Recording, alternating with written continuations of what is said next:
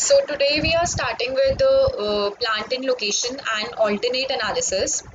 So this is one of the very important part of project management, choosing a right location and a right plan for your project, right? So what are the different factors we need to consider when we choose a plant for our production? Let's understand this. So here plant location refers to the choice of the region where men, material, money, machinery and equipment are brought together for setting up a business or factory. Right. So plant is basically what do you mean by a plant? Plant is an area where you assemble all the inputs and you work on your production, right? So plant is a place where cost of the product is kept too low. A plant is a place where the cost of the product is kept too low in order to maximize gain.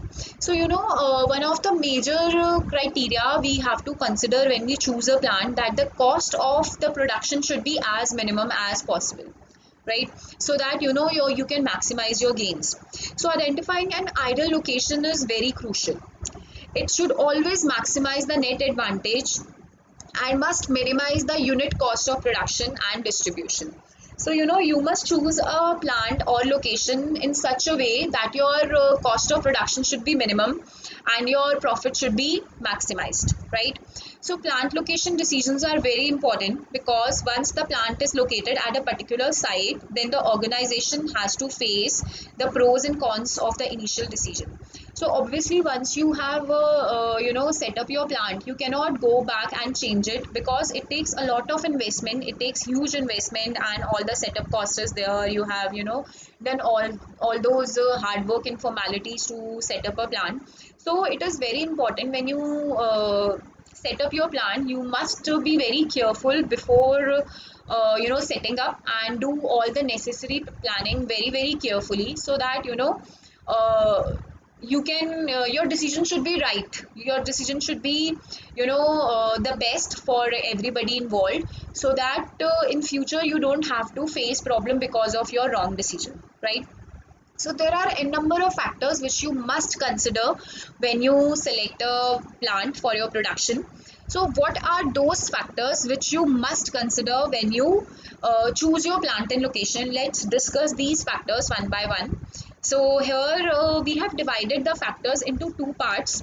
First is primary factors and the second is secondary factors. So let's discuss primary factors first. First come first, primary factors. So the first, very basic, let's first try to understand what is the difference between primary factors and secondary factors. Primary factors are those factors which are directly related to the production, right? Those are called primary factors. And secondary factors are those factors which are not directly related to production, but they influence your working environment, right? So we'll discuss what are the factors which will influence your working environment, and how secondary factors are also very very crucial. But let's first discuss what are the primary factors which are directly related to the production and which we all must consider when we start production, right? When we set a when any project manager think of planning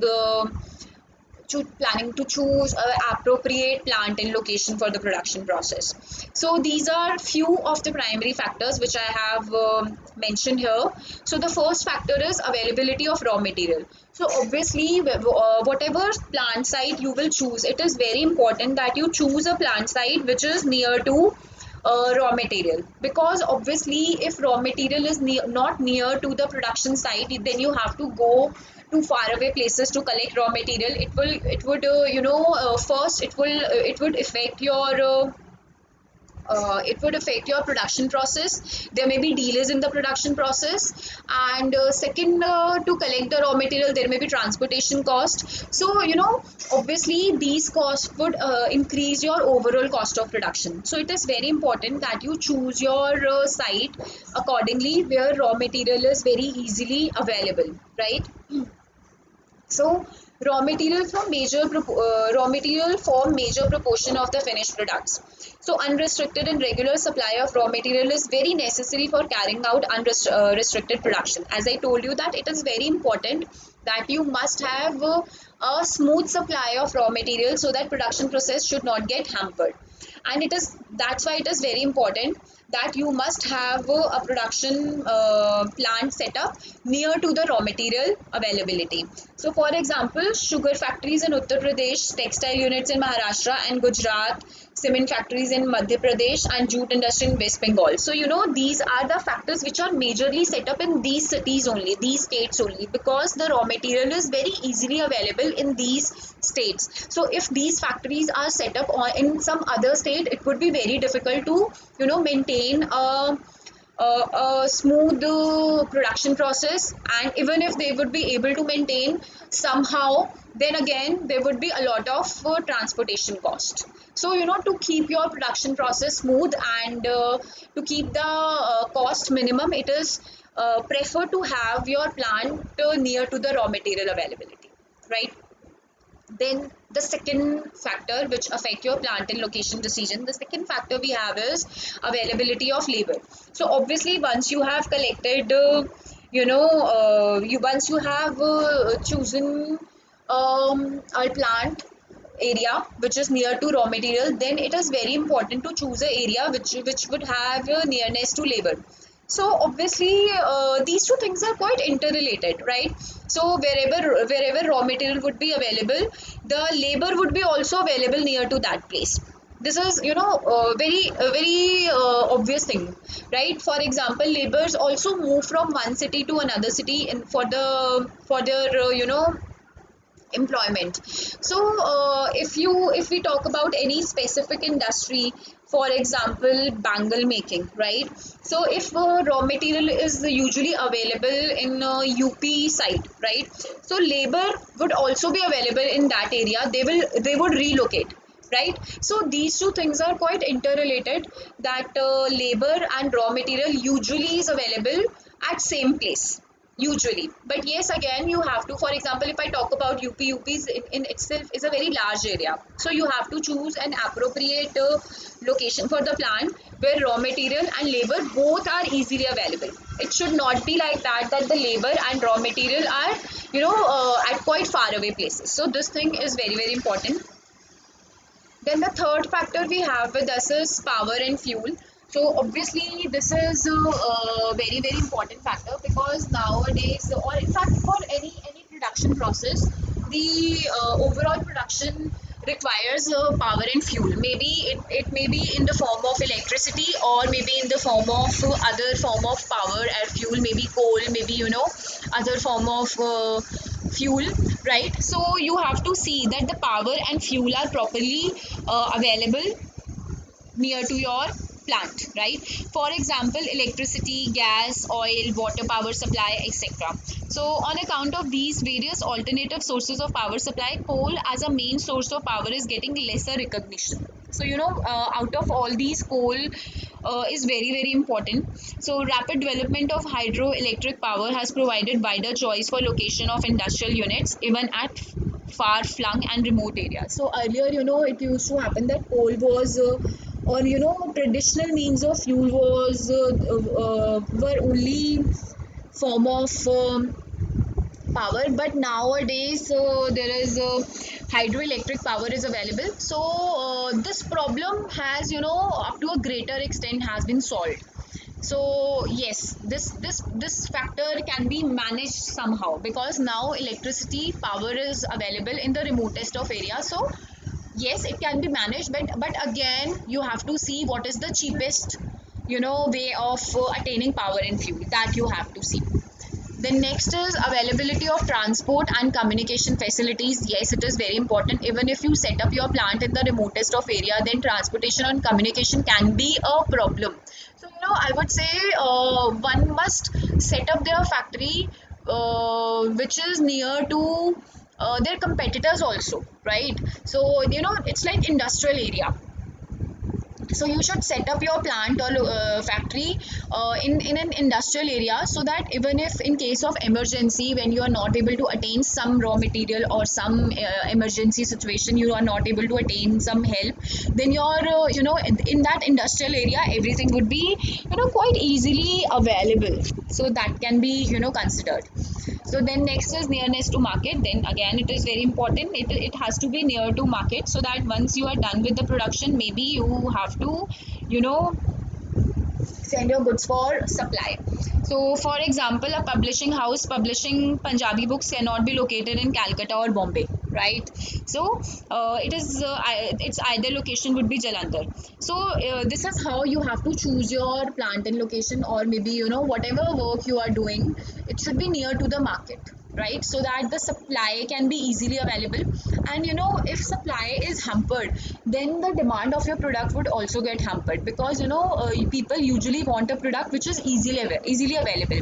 In case the product is not easily available, then they would shift their demand to some other product. They would try to find some alternative substitute of your product. So it is very important that your product should be easily available in the market. For that, it is very necessary that your plant should be near to market, so that anytime the supply can be provided. So these are few of the primary factors which we must consider when we set up a plant, right? So now we have secondary factors. What are the secondary factors which we must consider when we choose our plant and location? So now, what are the secondary factors? Secondary factors are not the factors which directly, contribute in the production process or supply or distribution. But again, they are very, very important factors which we must consider when we set up our plant and location. It will, really help to have a flawless production, and they will. They will support in a proper production process, right? So it will also help you to maintain peace of mind for the managers, because otherwise they always have to wonder what to do, what not to do. So let's understand what are these secondary factors which are equally important, right? So, first of the secondary factor is nearness to adequate banking and credit facility. So, obviously, banking and credit facility is not going to directly affect the production process, but it is a very, very important process. So, anytime when if the banks and the credit facility is near to your place, anytime if you want some extra credit or banking facility, any kind of banking facility you need, for example, you are an importer or maybe an exporter, then you are dealing in international market, then these banking facilities are very necessary. Although nowadays everything is online, but still at times you would need certain kind of banking facilities near to your location, right?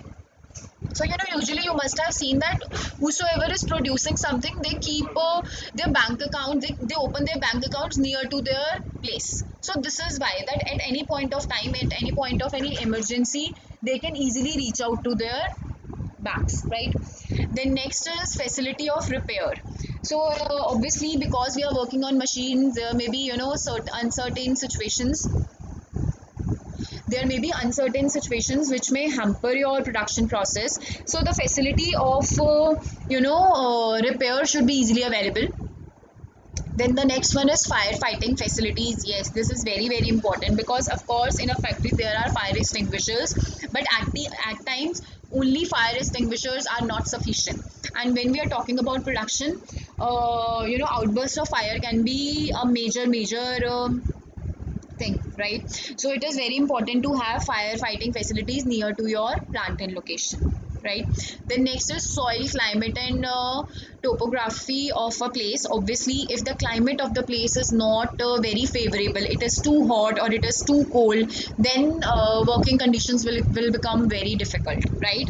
So overall the climate, the soil situations, and other things, anything related to climate should be in favor of the production process, so that the labor can work easily. If the climate is so unfavorable for the people to work, then their productivity will also decline, right?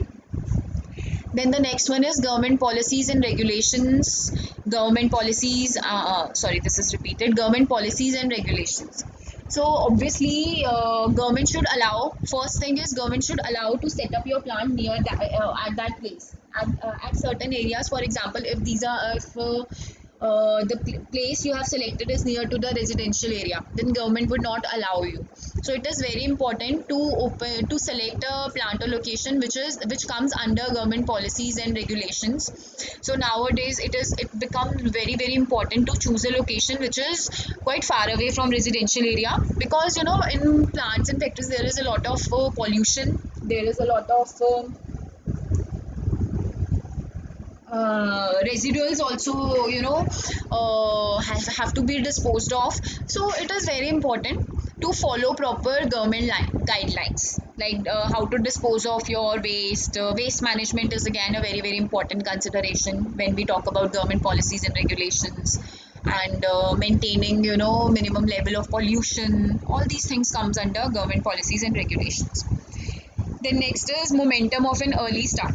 So this point basically tells you that this is another very important factor. So a few industries start at a place and gradually other similar type of industries start at the particular place, right? And for example, at Mani Majra, a small town near Chandigarh, a few small automobile spare part shops started about 2 decades back. But now a full-fledged automobile market has been developed. So what they're saying that once somebody start a business at a place, other factories and other similar kind of products will also be available in that place. It becomes a kind of hub for that thing. So maybe you can also choose a location which can be a momentum for something new is starting, right? So momentum of an early start, that can also be chosen if you find the location suitable as per the other criteria also. Then industrial atmosphere, as I told you, that you must start a business, where industrial atmosphere has to be there. Your competitors and your other industry should also be near to your place, so that you know um, if at any point of time you need any help, the raw material, for example, your raw material has been finished, you can easily get it from nearby area, right? Labor is available nearby area, and you also get a competitive edge. You will be updated about your competitors. So this is another factor. The next is personal factor. Of course, personal factor. Maybe a location is, very good, but it is out of your budget. Then obviously you cannot go for it. So there are such kind of personal factors, right? Maybe the location is good but not under your budget, or there can be a number of factors like this, right? These are personal factors. Taste and preferences of people, of course. If you think that you can set up, you can start a business in this area. Earlier there was no as such thing available, but now you want to start because you think that people will like your product. So that is another factor. Political and economic situation. These political and economic situation is quite similar to the government policies and regulations, because what are the political situation where the government is allowing your factory set up at this area? Then there are central rules and state rules also, right? So it may also vary according to the state in which you want to work upon. So economic situation, of course, what is the supply of money in the market, because you are not going to invest everything at your own. You are going to borrow money from maybe banks, maybe in the form of shares whatsoever. So what are the economic situations, whether there is a good money flow in the market or not, that is another factor. Then next is possibility of future expansion. You should set up your plant in an area where in case in future you want to expand your business, the location should be big enough so that it can accommodate your future needs also, right? Then next is existence of competitive industries. This point is also again similar to industrial atmosphere, that how competitors should be near to you so that you will know that what they are doing, what they are up to, and you can get guidance. You can at times work in synergy, you can work together, work on something new, right? Availability of research facility, yes. If competitors are near, if R&D is within your organization, then it is a good place for your future research facilities. So these all are the secondary factors. Of course, there can be n number of other factors also, you know which may affect your choice of plant and location, but these are few of the factors which are quite common, right? So these are the factors on the basis of which you choose a plant and location for your new business, right? So today we are starting with alternative analysis. So, in plant and location, once we have identified various features of plant and location on the basis of primary and secondary factors, the next step we need to do here is do alternative analysis, because obviously you can see various features of a single plant and location, but you must understand that that is not sufficient, because when you compare two to three areas, maybe it can be applicable to both project as well as on plant and location, right?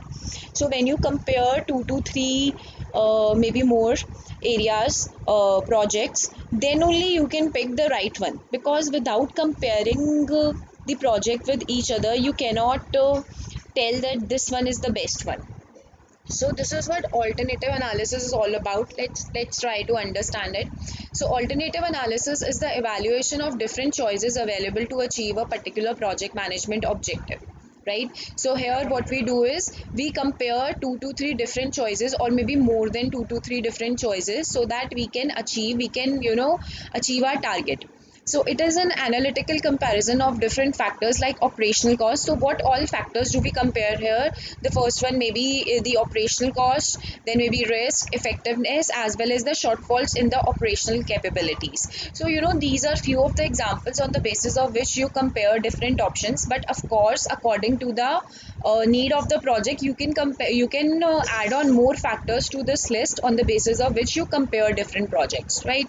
So moving forward, it requires different tools such as life cycle costing, and it needs sensitivity analysis, cost benefit analysis, etc. So the tools which we use here are different, like as I have mentioned, that there can be cost cycle life cycle costing, then there is sensitivity analysis. Sensitivity analysis is basically you do what if analysis, okay?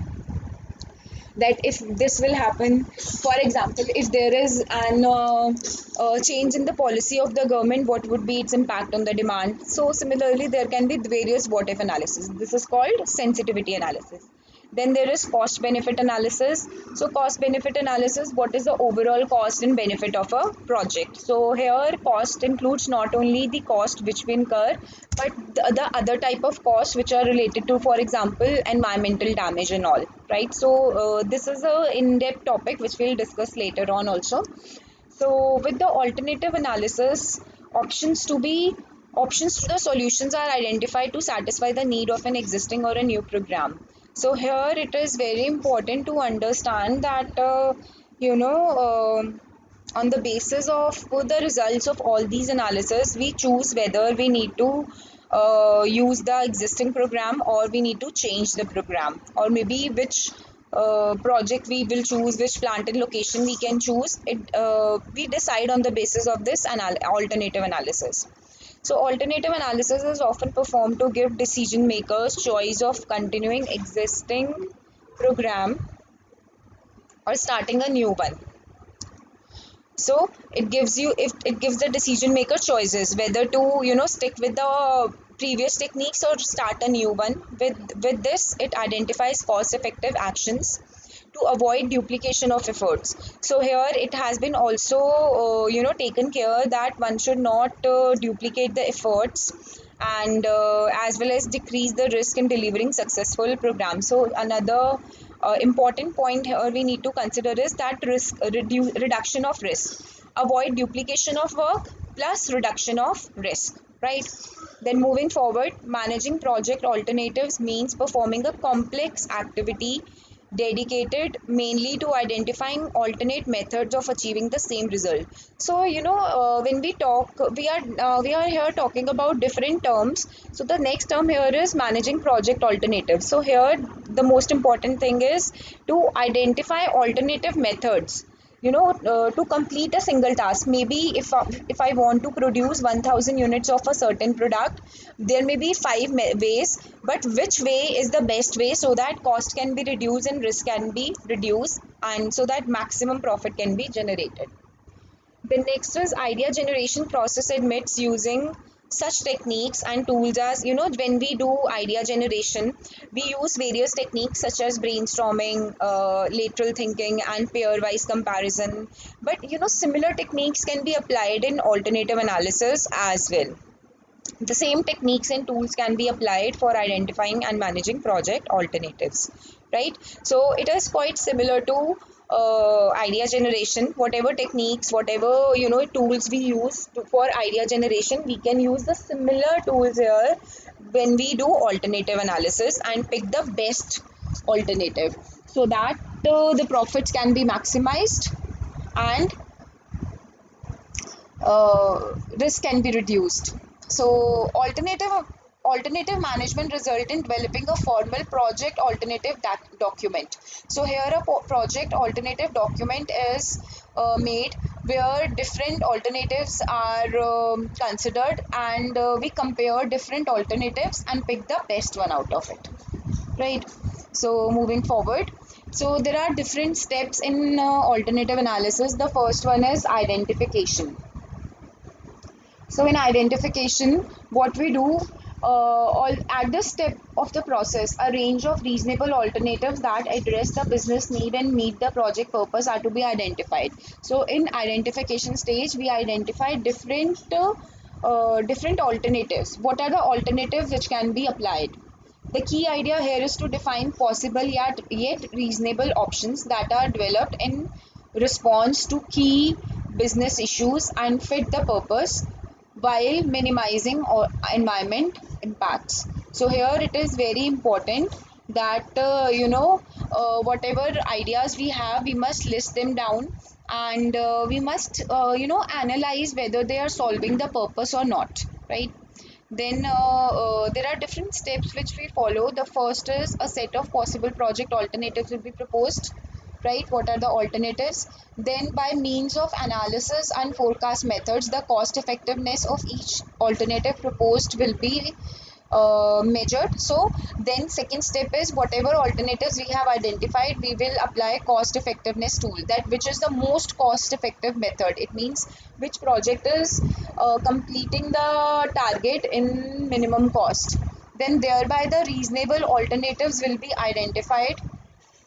So when we do cost effectiveness, then again we will see that which is the most reasonable one, right? Then a table of the alternatives will be created. This table will include both unique and common features of each reasonable alternative. So here, we do not only focus upon cost, it means quantitative aspect. We also focus upon the qualitative aspects of the project management techniques, whatever method you want to use. So we apply both qualitative and quantitative aspects, so that maybe a project may cost you a bit higher, but it is serving a greater purpose also. So that is also been considered, right? So this is how we prepare a project alternative table on the basis of different projects. So we see both quantitative and qualitative. Quantitative in terms of cost effectiveness, and qualitative in terms of unique features. Then second step is comparison. So once we have identified all the project management techniques, we will do comparison. So during this step, a review of identified alternatives should be conducted. Both unique and common features of the alternative should be compared. Now we will compare the unique features, right, which we identified in step 1. So a comparison matrix is identified. Alternatives will be created using the information taken from the PAT. PAT is project alternative table. So from that table, we will see which projects unique features are the highest, right? So and then we will see that what can be done, which technique is most unique or cost effective. Different things we'll compare, and for this comparison you may need different experts also, right? Then the last step is selection. So out of all those you know techniques, we'll pick the best one, both on the basis of qualitative and quantitative aspect. You will not only see quantitative but also qualitative, right? So at times it may happen that you find more than two alternatives equally suitable. then they can be added to the document, but this decision may require additional consideration, right? So the range and number of preferred project alternative will depend upon the factors such as scope, business needs, resource base, and overall duration, etc. So there can be a number of factors which have to be considered, as I discussed with you, like how much time it will take, what how many resources it will take. So once you if you are stuck on two projects which are serving the purpose equally, then you see other factors such as how much time it will take, how many resources it will take, and many other things. So on the basis of this, you will select the final project or plant or location whatsoever, for whatever you are using alternative analysis, right?